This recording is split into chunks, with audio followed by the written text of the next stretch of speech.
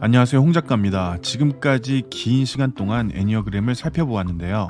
우리는 주 엔진이 같은 사람들끼리 분류해 보기도 했고, 예비 엔진, 보조 엔진이 같은 사람들끼리도 분류해 보았습니다. 그러니까 애니어그램은 3개의 엔진과 3개의 에너지 모드가 각각 유형별로 다르게 구성되면서 특징을 나타내는 것이라 볼 수 있었는데요. 저는 제 플래너인 땡큐노트의 각 영역을 이 엔진들로 가정하여 학생들의 플래닝 패턴을 찾아낼 수 있겠다는 가능성을 눈치챘고, 실제 학생들에게 적용해 보면서 확신을 갖게 되었죠. 그래서 이 영상들도 만들게 된 것이고요. 시간이 갈수록 이게 맞구나 싶었습니다. 특히 애니어그램뿐만 아니라 MBTI 이론도 추가해서 융합하면 더 뚜렷하고 자세하게 학생들의 상황을 들여다볼 수 있었는데요. 그래서 저는 앞으로 좀 더 많은 학생들을 현장에서 분석하면서 정교하게 이론을 다듬어야겠다고 결심했습니다. 물론 애니어그램이나 MBTI 같은 성격 유형별 분석이 학생들의 플래닝 방식을 100% 반영한다고 할 수는 없습니다. 그러나 확실히 중요한 단서들을 제공했던 것은 사실이었거든요. 이런 식으로 성격 유형을 고려해 플래너를 쓰면 비단 학생뿐만 아니라 어른들도 충분히 응용할 수 있게 됩니다. 특히 사업체를 운영하는 경영자나 영업그룹 같은 곳에서는 플래너가 더 막강한 무기가 될 수 있죠. 어쨌든 오늘은 제 플래너 이야기는 잠시 내려놓고 애니어그램을 연구하면서 눈치챘던 또 하나의 분야를 공유하고자 합니다. 제가 그동안 영상을 만들면서 늘 마음에 염두한 것은 이 영상이 꼭 땡큐노트를 팔기 위한 광고 홍보성의 영상이 되지 않게끔 하자는 거였는데요. 그건 제 진정성을 말씀드리고 싶었기 때문입니다. 무슨 진정성이냐? 사실 플래너가 우리 생활 속에서 힘을 주는 도구가 되어야 하는데 오히려 부담되고 거북하고 안 쓰면 왠지 실패한 것 같은 그런 느낌이 있었잖아요. 그러니까 오히려 힘을 뺏는 도구가 되는 경우가 많았죠. 그런데 그게 플래너 자체에 문제가 있었기보다는 플래닝을 개인적 특성을 고려하지 않고 일률적으로 가르쳤기 때문이죠. 그러니까 그 방식들이 맞는 일부 사람들을 제외한 나머지 사람들은 그렇게 가르쳐준 대로 쓰지 못하게 됨으로써 오히려 플래너가 독이 되는 악순환이 반복됐던 것인데요. 저는 더 많은 분들이 플래너를 잘 활용하시길 바라는 마음입니다. 꼭 땡큐노트가 아니더라도 각자 쓰시는 플래너를 보면서 제가 알려드린 원리들을 융합하여 활용하시면 확실히 더 매끄럽게 쓸 수 있으실 거예요. 그리고 한 가지 더 말씀드리고 싶은 건 우리가 늘 경계해야 할 것은 플래너를 잘 쓰는 게 중요한 게 아니라 플래너로 내 변화를 관리하는 게 더 중요하다는 사실입니다. 다시 말해 플래너를 꽉꽉 채워 쓰든 텅텅 비게 쓰든 알록달록 칼라를 넣어서 쓰든 연필 한 자루만 쓰든지 간에 그 플래너가 나의 오늘이 도움이 되었다면, 나의 성장에 도움이 되었다면 그걸로 충분하다는 것이죠.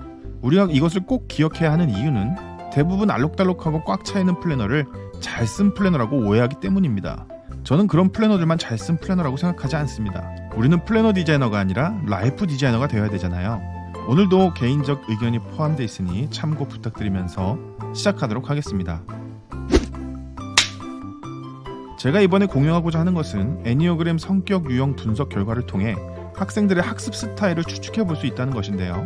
이미 시중엔 애니어그램이든 MBTI든 각 유형별 학습 스타일이나 진로에 관한 책이 많이 있긴 합니다. 그런데 저는 제 나름대로 분석해 보면서 따로 연구하지 않아도 어느 정도는 추측이 가능할 수 있는 어떤 개념 같은 걸 찾아냈거든요. 그걸 공유하겠습니다. 분명히 도움 되실 거예요. 일단 전제를 깔고 가야 할 것이 있습니다. 공부를 잘하는 유형은 없다는 것이죠. 모든 유형들은 공부를 잘할 수도 있고 못할 수도 있습니다. 설사 특별히 공부를 잘하는 유형이 존재한다고 해도 자신을 그 유형으로 개조할 수 없다고 말씀드린 적이 있습니다. 수년 혹은 수십 년에 걸쳐 형성된 성격을 쉽게 바꿀 수 없을 테니까요. 자, 그럼 본능, 감정, 사고 이 3개의 엔진을 다시 정의하겠습니다. 앞서 이 세 엔진은 필요에 따라 여러 가지 명칭으로 변형하여 사용했었잖아요. 나, 너, 우리라든지 미래, 과거, 현재라든지 지식, 인간, 사회라든지 말이죠. 이번에도 변형합니다. 결론부터 말씀드리자면 새 엔진을 학습적인 명칭으로 바꿨을 때 본능은 수업, 감정은 복습, 사고는 예습으로 변경하는 게 제일 매끄러웠습니다.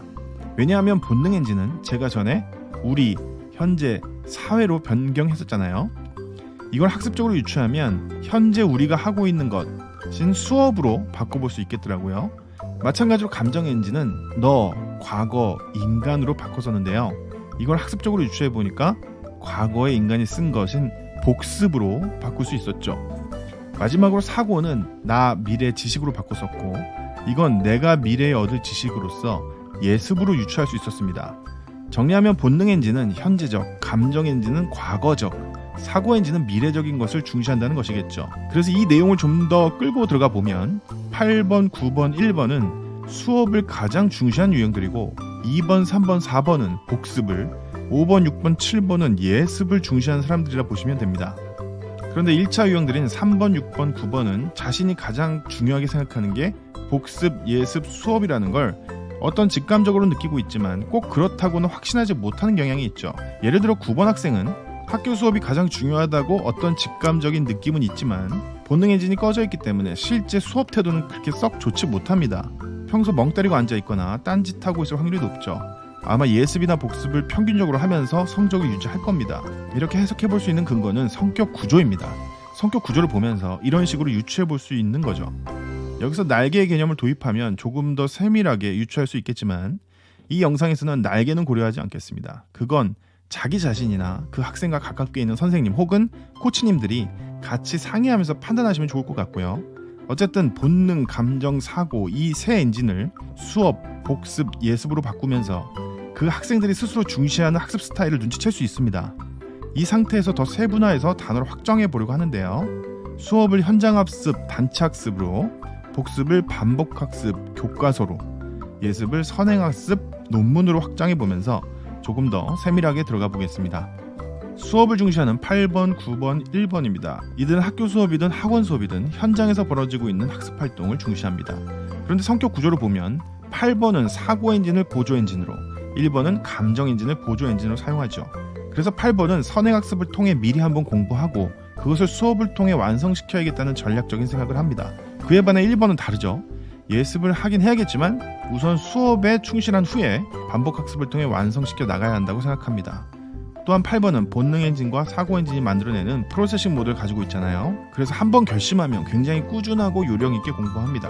그리고 1번은 본능 엔진과 감정 엔진이 만들어내는 유대감 모드 에너지를 가지고 있기 때문에 도서관이나 독서실 같은 곳에서 친구들과 서로 나누면서 학습해 나가는 걸 선호합니다. 그리고 8번은 복습을 등한시하고 1번은 예습을 등한시하는 경향이 있죠. 이런 식으로 성격 구조를 통해 다 유추해 볼 수 있지 않나요? 재미있습니다. 이렇게 기본적 구조를 머릿속에 넣어두면 조금 더 확장해 볼 수도 있습니다. 예를 들자면 8번은 타고나기를 경쟁심이 강합니다. 승리해야 하는 사람이죠. 그래서 조별 모임 같은 곳에서 본인이 승리하길 원합니다. 정치 본능이죠. 반면에 1번은 그렇게 두드러지기보다는 우리 모임이 골고루 잘 되길 바라죠. 그래서 자신의 점수를 좀 손해를 보더라도 우리 조의 평가 점수를 높이기 위해 희생도 가능할 수 있다 생각합니다.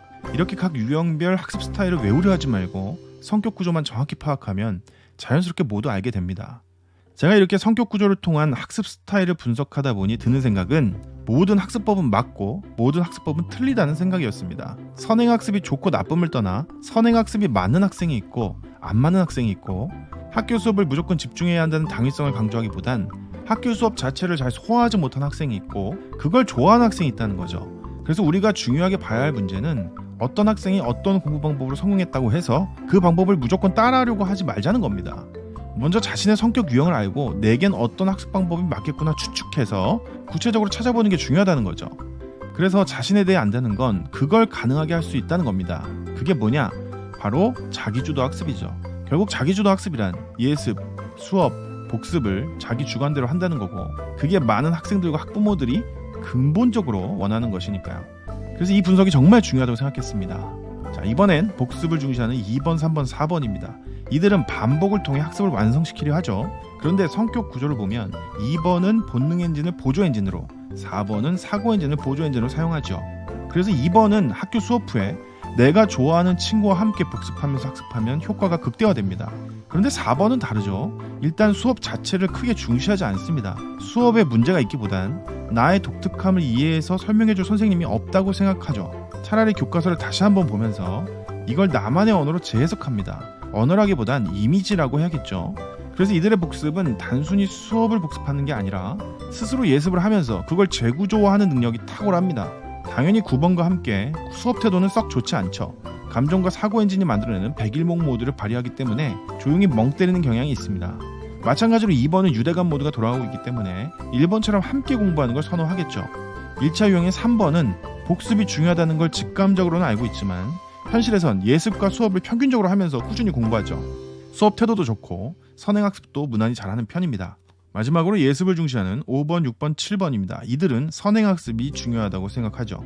성격 구조를 보면 5번은 감정 엔진을 보조 엔진으로, 7번은 본능 엔진을 보조 엔진으로 사용하는데요. 5번은 4번과 매우 유사한 패턴을 보입니다. 마찬가지로 본능 엔진이 꺼져 있기 때문에 학교 수업은 중요하지 않다고 생각합니다. 4번이 나의 독특함을 이해해줄 선생님이 없다고 판단했다면 5번은 난 이미 그걸 다 알기 때문에 굳이 들을 필요 없다거나 심지어 내가 어쩌면 저 선생님보다 더 많이 안다고 생각하죠. 그만큼 5번은 치열하게 예습하고 심지어 교과서적인 내용을 넘어 새로운 이론이나 개념을 논문 같은 곳에서도 찾아볼 수 있는 지식욕도 가지고 있습니다. 그래서 5번은 학교 수업보다는 스스로 선행을 즐기고 바로 그걸 복습하죠. 이들이 가지고 있는 백일목 모드는 그냥 단순하게 멍 때리고 있다기보다는 굉장한 논리와 추리로 생각을 구조화하고 있을 겁니다. 4번이 이미지적인 재구조화를 한다면 5번은 논리적인 정리를 한다고 할까요? 7번은 성격 구조상 예습을 중시하고 수업엔 성실한 편입니다. 그런데 복습엔 취약하죠. 재미가 없기 때문입니다. 어떤 내용을 미리미리 학습해서 수업 시간에 헤매지 않고 주도권을 갖기를 원하죠.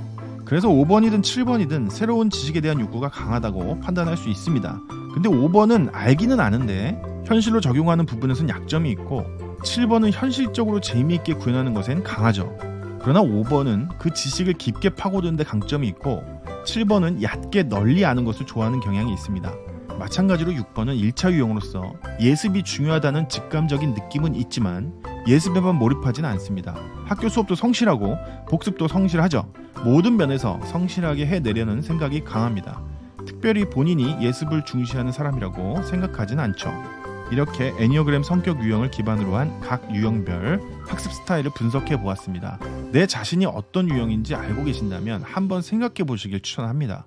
평소 내가 생각했던 공부 스타일과 일치하는지 아닌지 재미삼아 확인해 보셔도 좋을 것 같고요. 스스로 판단이 어렵다면 부모님이나 친구들, 가까운 지인에게 물어보세요. 그래서 내가 선행학습의 비중을 더 둘지 학교 수업이나 복습의 비중을 더 둘지를 설계해 보시기 바랍니다. 이 분석을 이해하면 내 공부 스타일을 설계할 때 큰 도움이 되실 거라 확신합니다. 오늘은 여기까지입니다. 구독, 좋아요, 알림 설정 부탁드리고요. 안녕히 계세요.